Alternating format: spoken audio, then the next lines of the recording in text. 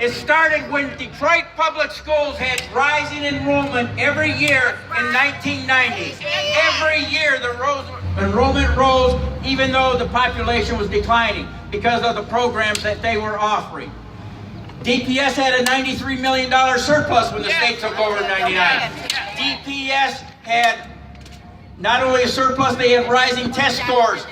And the state came in to take over because we had a large bond. And the fight was over who was going to control our bond money for construction. And John Engler passed a law and abolished our school board for 7 years. Okay? So when people say Detroiters didn't elect good people, I want to tell you there are so many positive things going on. I was a DPS parent then. I was going to the school board meetings in the 1990s with Ellen. We had a lot going on. This was deliberate and intentional to take down the Detroit schools, and now this cancer is spread to other school districts where they think they're going to come into the dismantling of the Highland Park schools and many other districts. And we're going to have a speaker talk about what happened to the dismantling and the families in Inkster.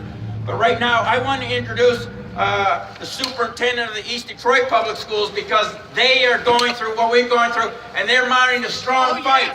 If you never looked on their website, they said, and the superintendent said, and their board president said, you are not taking our schools. The SRO is not controlling our program. We're fighting for our schools, and we want to hear that message. Thank you so much for this opportunity to come and be and stand next to you, our brothers and sisters here together fighting for our schools in the state of Michigan. For way too long, the state of Michigan has thought that we have wanted to be saved by the state of Michigan to come in and to take over, and almost every time the state has come in, every time they walk away and leave that community, those schools, and everything else in worse shape than when the state originally came. Say that.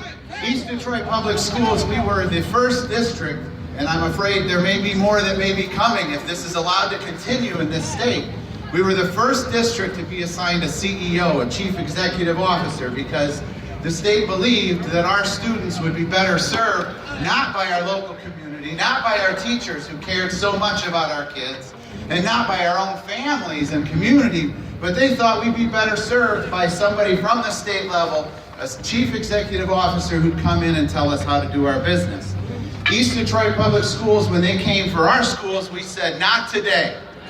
We aren't taking this today, and we're not taking it at any time.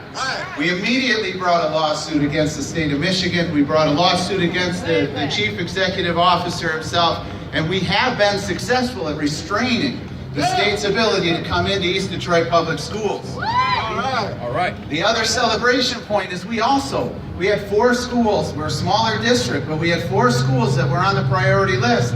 And our staff, our hardworking families, and our hardworking students put in the work that it took to get 3 of those 4 schools off of the list. But you know what happened a month ago? What? The state said, we're going to come in and shut down one of your schools, the one remaining, even though you have proof that you know what you're doing in your own community.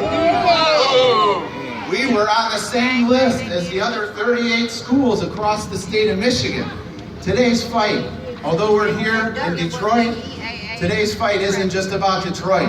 And it's about time that the other school distrents and other families from across the state of Michigan stop turning their backs on schools that are serving our students who have huge needs related to academic needs and other needs that aren't even academic. We have a clothes closet. We have a health clinic that we're doing, free dentistry for our students. We're trying to meet the needs of all of our students, not just academic. That's worth saving.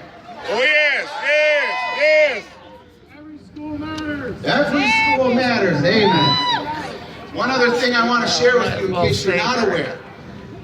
Although we are here in Detroit, I do know Kalamazoo is positioned to bring a lawsuit against the state of Michigan also. And Saginaw is ready to do the exact same thing.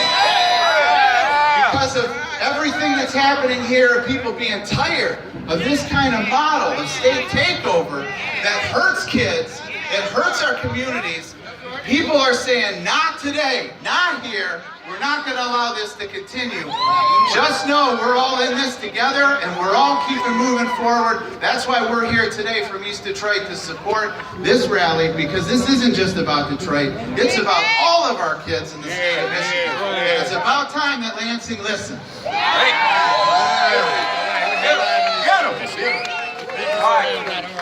Our next speaker, the he'll explain that the president was out of town. Our vice president of the Detroit Federation of Teachers. You know, the teachers did a lot of organizing and called a lot of attention to what the emergency management has done to our schools. And we're